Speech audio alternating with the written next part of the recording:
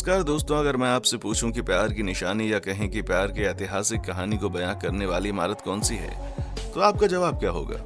चलिए दोस्तों, इस सवाल को और आसान बनाते हैं। अगर फिर मैं आपसे कहूं कि ये इमारत दुनिया के 7 अजूबों में से एक है, तो आप कहेंगे ये तो आप आगरा के ताजमहल की बात कर रहे हो। जी हाँ दोस्तों, हम बात कर रहे हैं दुनिया के अनोखे 7 अजूबों में से एक हमारे देश में स्थित ताजमहल की, जिसकी खूबसूरती से फिदा होकर न सिर्फ भारतीय बल्कि पूरी दुनिया से हर साल लाखों लोग इसका दीदार करने चले आते हैं। लेकिन दोस्तों, क्या आपको पता है कि ताजमहल की मजबूती का राज क्या है?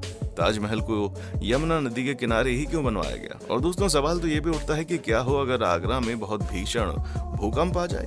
और दोस्तों, क्या आपको पता है कि ताजमहल को बनवाने वाले मुगल बादशाह शाहजहां चाहते थे कि ताजमहल आगरा में नहीं बल्कि मध्य प्रदेश में बने। लेकिन फिर ऐसा क्या हुआ कि मुगल बादशाह शाहजहां को भी पीछे हटकर ताजमहल को आगरा में यमुना नदी के किनारे ही बसाना पड़ा? दोस्तों, इस वीडियो में हम जानेंगे इन्हीं सभी रहस्यमय सवालों के उत्तर। बने रहिए हमारे साथ। दोस्तों, आइए पहले जानते हैं ताजमहल के इतिहास के बारे में।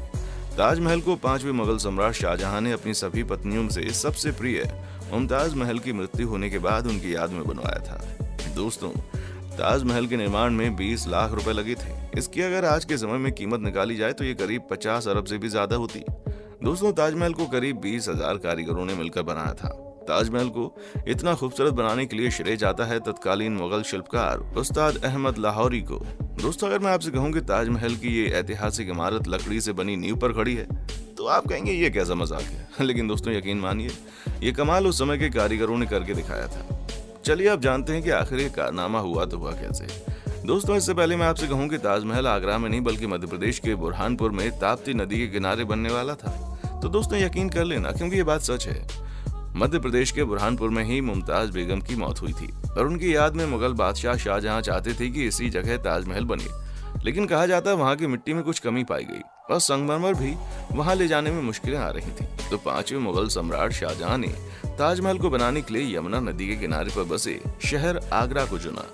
दोस्तों, ताजमहल की नींव को खड़ी करने में ही 2 विशेष प्रकार की लकड़ियों का इस्तेमाल किया गया था, जिनमें आबनूस और महोगनी की लकड़ियां शामिल हैं। दोस्तों, इन लकड़ियों का इस्तेमाल ताजमहल के नीचे बनाए गए 50 कुओं में किया गया था।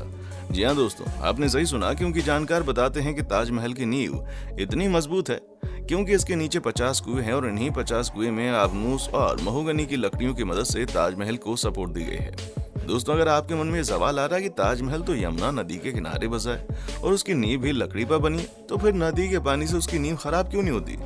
लेकिन दोस्तों, यमुना नदी के किनारे ही ताजमहल का बनाया जाना इसी नमी के कारण संभव हो पाया। जी हाँ दोस्तों, क्योंकि इसके पीछे भी खास बात है। दोस्तों, इन दोनों प्रकार की लकड़ियों की ये खूबी है कि अगर इन्हें लगातार नमी मिलती रहे तो ये सड़ने के बजाय लगातार मजबूत होती चली जाती हैं। दोस्तों, इसीलिए इन सभी कुओं को कुछ इस तरह बनाया गया है कि नदी के पानी से लकड़ियों को नमी मिलती रहे। दोस्तों, अब सवाल उठता है, क्या हो अगर यमुना नदी का पानी पूरा सूख जाए? दोस्तों, अब ये सवाल इसलिए उठता है क्योंकि जैसे जैसे हमारे देश में कई नदियां सूखती जा रही हैं, तो फिर अगर यमुना नदी का जलस्तर भी कम हो गया तो इस अनमोल ताजमहल की इमारत का क्या होगा? दोस्तों, हमारे देश के आर्कियोलॉजिस्ट भी अब चिंता व्यक्त करने लगे हैं, क्योंकि सच्चाई यही है कि यमुना नदी का जलस्तर धीरे धीरे कम होता जा रहा है और इससे न सिर्फ ताजमहल की खूबसूरती कम हो रही है बल्कि उसकी नींव के कमजोर होने का भी खतरा मंडरा रहा है। इसलिए दोस्तों, खबर यह है कि सरकार इस चिंता को देखते हुए एक रबड़ का चेक डैम बनाने की योजना बना रही है, जिससे ताजमहल के पीछे वाले हिस्से में पानी को रोककर रखा जा सकेगा, जिससे ताजमहल की नींव में मौजूद लकड़ियों को लगातार नमी मिलती रहेगी और ताजमहल की खूबसूरती भी चौगनी हो जाएगी। दोस्तों, मुगल बादशाह शाहजहां ने अपनी बेगम मुमताज की याद में इस इमारत के निर्माण में कोई कसर नहीं छोड़ी। कहा जाता है ताजमहल के शिखर पर एक खास 40,000 तोले सोने से बना कलश लगाया गया था। दोस्तों, आपने ये तो सुना ही होगा कि ताजमहल को बनवाने वाले मुगल बादशाह शाहजहां ने ताजमहल को बनाने वाले 20,000 कारीगरों के हाथ कटवा दिए थे, क्योंकि शाहजहां नहीं चाहते थे कि फिर कहीं ऐसी दुर्लभ इमारत बने। लेकिन दोस्तों, मैं आपको बता दूं कि इस बात में कोई सच्चाई नहीं है, क्योंकि शाहजहां ने किसी भी कारीगर के हाथ नहीं कटवाए थे। दोस्तों, क्या आपने कभी आगरा जाकर ताजमहल का दीदार किया है? दोस्तों, ताजमहल का दीदार करने के बाद आपका पहला रिएक्शन क्या था? हमें कमेंट करके बताएं। दोस्तों, अब बात करते हैं ताजमहल की एक और खूबी के बारे में। दोस्तों, क्या आपने कभी सोचा है कि सफेद खूबसूरत संगमरमर से बने ताजमहल के निर्माण में इन संगमरमर के पत्थरों को कैसे जोड़ा गया होगा? अगर आप सोच रहे हैं कि ये कैसी बात कर रहे हो, उसमें क्या है?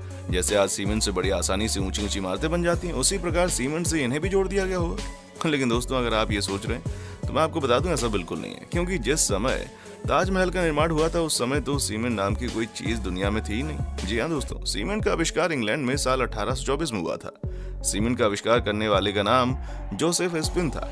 दोस्तों, जैसा कि मैंने आपको बताया कि ताजमहल का निर्माण तो 1632 में शुरू हो चुका था, यानी ताजमहल बनने के करीब 200 साल बाद सीमेंट का आविष्कार हुआ। तो दोस्तों, सवाल तो उठता है ना कि आखिर उस समय इतने भारी पत्थरों को इतनी मजबूती से कैसे जोड़ दिया गया होगा। तो दोस्तों, आज हम इस रहस्य से पर्दा उठाएंगे। दोस्तों, आर्कियोलॉजिस्ट बताते हैं कि इन पत्थरों को जोड़ने के लिए एक विशेष प्रकार के घोल का इस्तेमाल किया गया था, जिससे सभी संगमरमर पत्थरों को जोड़ा गया था। और दोस्तों, ताजमहल की खूबसूरती बढ़ाने वाले अनमोल रत्नों को भी इसी घोल की मदद से चिपकाया गया था। चलिए दोस्तों, आप जानते हैं इस घोल के बारे में भी।